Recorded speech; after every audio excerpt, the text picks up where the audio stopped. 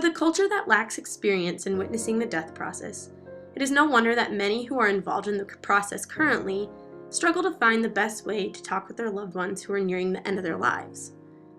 After the loved one has passed on, many people find themselves regretting not telling their loved one how they felt or not listening to their loved one's stories before they passed on. How can those who are going to live after the death of a loved one best conquer that fear of regret? Engaging in the health communication process of final conversations is a way for family members to engage in meaningful conversations with loved ones, as well as improving our culture's current approach to the death and dying process. Final conversations include all of the moments of talking, touching, and spending time with the dying. Final conversations are not necessarily the last conversations with the dying, but they are communicative moments that happen from the moment you find out someone is dying until the moment that person dies.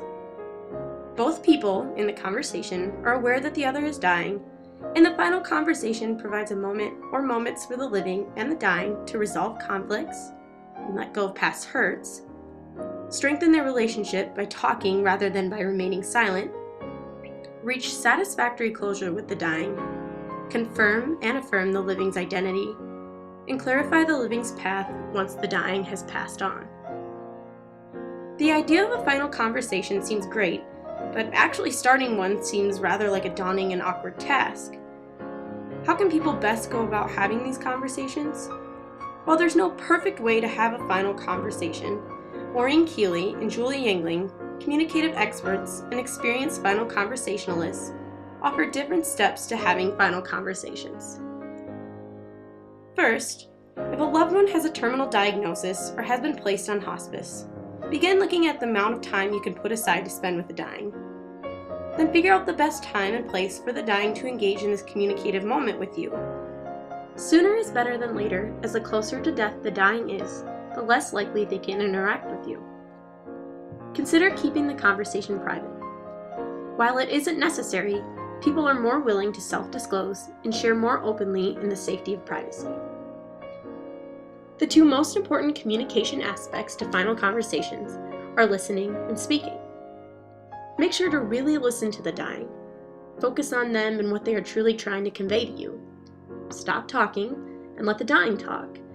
And most importantly, get out of your own head.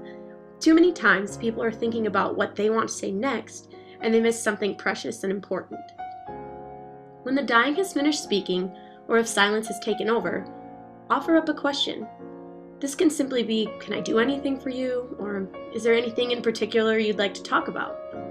Keep questions open-ended, and this usually offers the best dialogue, and remember to not pressure the dying into conversations that they don't want to have. Paraphrase the dying statements because it not only shows that you are listening intently, but that you are truly wanting to understand what they're saying and meaning. Also pay close attention to nonverbal communication of the dying. Occasional perception checks offer clarification of message meanings such as, "Your voice sounds angry. Are you mad at me, or are you just in pain today?" Make sure to do this occasionally, as perception checking can be overused, and sometimes it can get extremely annoying to the dying during your conversation. The final and most important steps to final conversations are saying what you feel and being there. Leaving room in the conversation for the dying to express their feelings is important, but allowing yourself to speak your mind and heart is just as important. Write everything down beforehand if you don't want to miss out or forget something, and once you have said all that you need to say, all that is left to do is be present in the moment with your loved one. Spending time with the dying, playing music, reading poetry, hugging, kissing, or caressing is what is most important. Final conversations can happen over a course of more than one conversation, and the benefits from engaging in final conversations are immeasurable. The memories created from the conversations and the meaningful lessons learned from the dying in their final days will be valued and treasured throughout your life. While final conversations do take your time, your energy, and increase your vulnerability of getting hurt and feeling disappointed, final conversations can offer a peace of mind, lead you to change your life's purpose and path, and also help you carry on after the death of your loved one.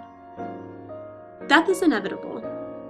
As a culture, we need to stop avoiding it and accepting it as part of our life. Engaging in final conversations can help ease the pain that comes with death, and while starting a conversation may feel awkward, know that the pain of not knowing a person's final wishes or not being able to tell a deceased loved one your true feelings is far worse than the uncomfortableness of starting that final conversation ever could be.